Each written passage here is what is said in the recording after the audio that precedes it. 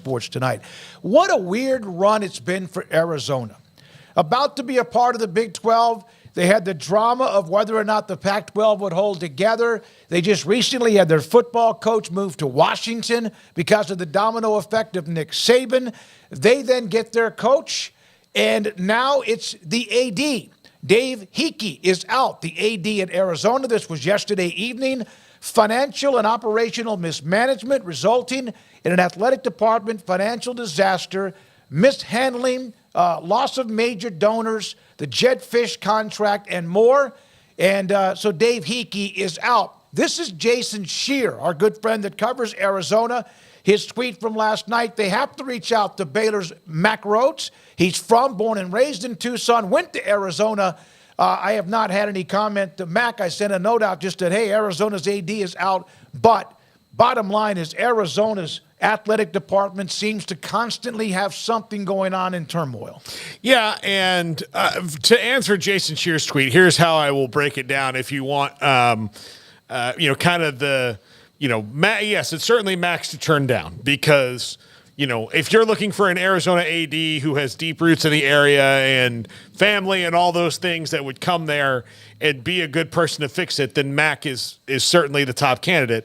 And here, look, Mack also, it does really well when there's a crisis, right? So he came here to Baylor when it was, honestly, even past football, there'd be a lot of athletic directors. If you took football out of the equation, you might have looked at it and been like, man, there's a lot of things going on here where it's just kind of a mess under the surface that had kind of gotten disorganized. But he came in and streamline things and organize things. Now, look, not everything's gone perfect, and he would tell you that. They always have new challenges, but things have taken a step forward at Baylor since he's been here, which is why he is a name that comes up for a lot of these athletic director jobs. They're $240 million in debt. I would call that a crisis. I think that constitutes as one. He's very good about figuring out where those money pits are and closing those holes. But if they are in debt, now one of the things that Mack does have going for him is he's one of the highest paid athletic directors in the country.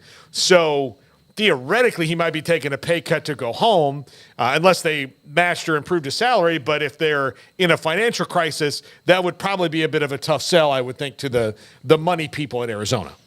Yeah, it's a mess. It's not ever going to be a situation where that was going to be good timing, but I think it is worse timing when you are also moving conferences and you've also lost your head football coach. So it's a triple, quadruple whammy that Arizona is facing right now, and if you just rewound a few weeks ago, then they would have seemed, even with some issues behind the scenes like these that we're talking about, it just wasn't as much on the forefront at the time, but they were one of the better stories in college football, and a program that we were talking about, was getting ready to just fly on into the Big 12 and be one of the favorites pretty much right out of the gate, one of the contenders before somebody gets butthurt about the favorite term. But you know what I mean, somebody who's going to be amongst that top group of teams contending for the Big 12 next year.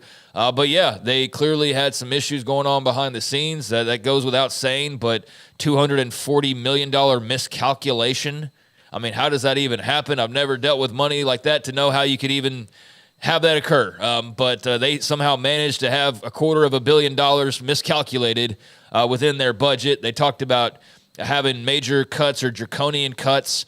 And, we're seeing some of, I guess, the start of that or parts of that. And, heads needed to roll when you have that bad of a situation arise. And then you throw the Jedd Fisch move on top of that. And the fact that money came into play, or that you look at Arizona and think that they could have thrown more money out there and then realize their situation, and no, not really. So, it's a mess. It sounds like in Tucson right now. Luckily, they've got Brent Brennan in there who can get to work. They've got Tetaroa McMillan and also Noah Fafita that can, be the faces of that program moving forward. But as far as the financial part of this and now going and finding an athletic director, I mean, that's a whole can of worms that I don't even know where you begin with that and how you solve that if you're Arizona, and especially in a situation where you're not jumping into a conference where now suddenly you're making an extra $60 million a year and you can chip into that real quick. I mean, you're making a little bit extra money, but not by much. I mean, not enough to knock out $240 million in a couple of years, and you wouldn't be that even if you joined the other big conferences. That's how deep of a hole that is. So,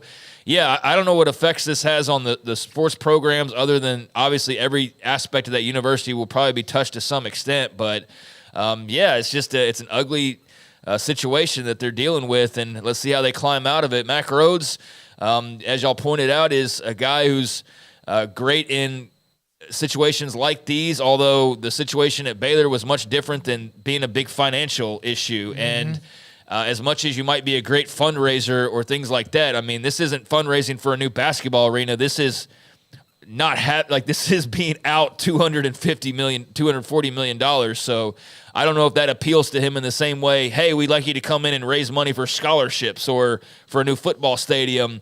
That's a different ask, right? That's a much different ask as opposed to, hey, we need you to help us climb out of this hole. So, yeah, it makes sense to contact him. I don't know what his interest level would be, but, yeah, good luck to Arizona in trying to get out of this mess, but it is a mess. The CFO, the chief financial officer who was overseeing all of this, resigned, so to speak.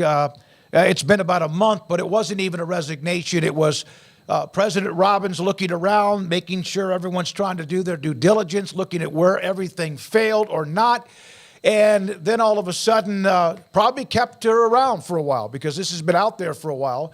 And then once a lot of the numbers and information became available, she eventually is no longer a part of it, but probably was able to help understand or get to where some of these financial deficits occurred. So it took a while, but here we are. And now Hickey is out, and the AD search in Arizona continues. So if you're Brennan, I don't think you're like, oh, my God. But anytime the AD leaves, it's like the superintendent at a high school.